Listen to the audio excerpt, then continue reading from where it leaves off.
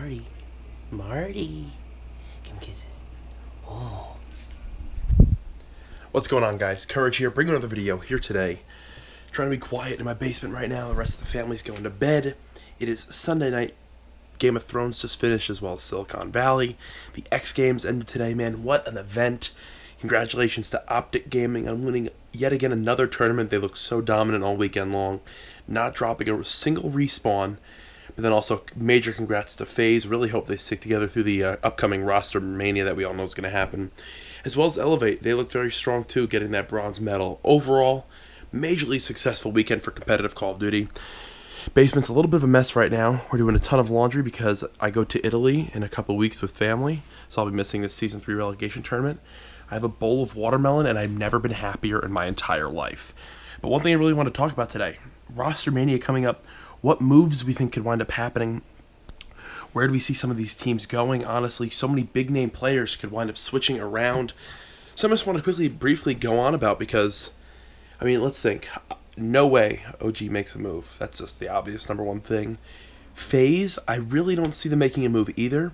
They're obviously the second best team in the game right now after proving yet again that they can hang with the best. But they just need to work on figuring out what it is they need to do to beat OG in the respawns. They need to somehow match that slaying power at intensity that they haven't been able to do. They did it the first best of 5 at UMG Cali, but outside of that, it's just been OG all the way. I think it's been a 7-0 map count. Outside of that, pretty ridiculous stuff. So, and then OG beat FaZe in 5 games earlier on, losing just the one S&D. So, then overall, that means it's been like a 9 or a 11-1 map count against FaZe throughout since Cali to now. So they need to figure something out. If that's a second best team, then I don't see how Optic Gaming winds up losing to anyone else. Elevate, very possible they could wind up having a team change. Temp is really the standout player for me there. Also, Slack's been playing out of his mind as well. He did exceptionally well in the Season 2 Pro League. Hope to see them, maybe at least those two stick together and move on. But the rest of that team also very formidable, very solid talent. So we'll have to see if they wind up sticking together and trying to work more on their teamwork or if they'll just kind of finish that one out. 4th place there was going to be... Who got 4th? TK. TK not looking too bad either. But the issue is I don't see them sticking together. I don't see how that squad sticks together. They don't have the chemistry. Very talented, but I don't think it's worth it at all for them to stick together. I think they'll wind up dropping apart. Denial is the big one. Denial. If I'm the owner of Denial, I'm trying to build around Clayster 100%. I do not want Clayster leaving my brand, and anyone can say that, but Clay brings so much to the Wolfpack. He's got like he just is a great leader. He's all about obviously winning, but he's also just. I mean, he's up there in best players in the game. I'm not going to put a number on it, but he's up there. You could argue top 3. You could easily argue top 3. So we'll wind up seeing what happens with that one, but that's going to be a major move. I 100% expect Nile to make a change. 100% expect TK to make a change. Those are two right out of the gate. 100% expect Envy to make a change. TP tweeted earlier today. Hasn't been having his confidence as of late. He's got his wedding in a couple weeks. He's been planning all that. Really want to see Teep rise back to the top. A really frustrating event for Envy, to say the least. TCM, I think they're going to be in a really tough time. Whether they stay in the U.S., I mean, we'll have to see. I think Mad Cat is by far the best player on that squad. Could easily see him getting picked up by a North American team. Enigma 6 is all over the place now.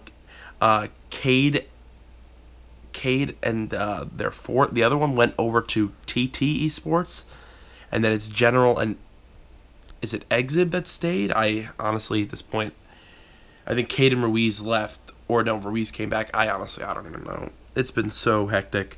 I've just been following all the X Games this weekend. I've been really enjoying being home. It's been the number one thing for me. Here's Marty yet again laying down. Purdue. Hi. Come here. Come here. Come here. Say hello. Say hi. Is that the computer?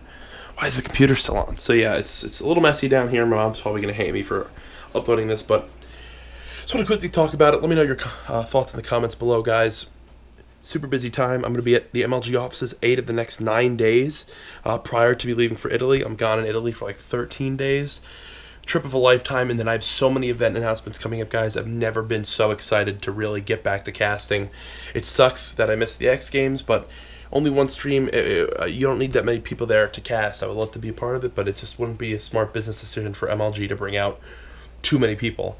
And then Season 3 relegation, I'm not around, or else I'm guessing I would have been at that event, so either way, I'm grateful for all the opportunities that have come my way. What a year it has been. Just want to quickly upload this for tomorrow because, man, there was a lot on my mind in regards to Rostermania going on. And then also, today's been a really strange day, too, because while there was so much hype and awesomeness around X Games, one underlying thing was that not underlying at all, but maybe that's not the word to use, but the thing that was in the back of people's minds was Kasey, one of the members of our community, passed away in a motorcycle accident, and I got a little emotional before because it's something tough to see.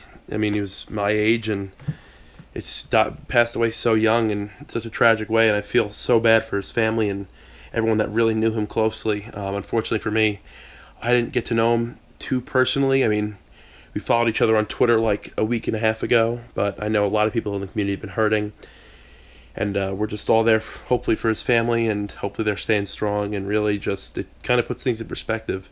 He was a great kid. He was more than willing to give. Shouldn't say kid, but he was just a great man. And honestly, it's just a tough time at the moment for a lot of people. So it's amazing to see how much this community comes together and really can support someone.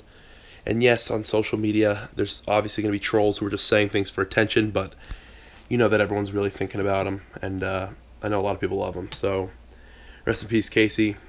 And outside of that, guys, hope you all have a good evening. Say you love your loved ones, and I'll see you guys in the video on Wednesday. Good night.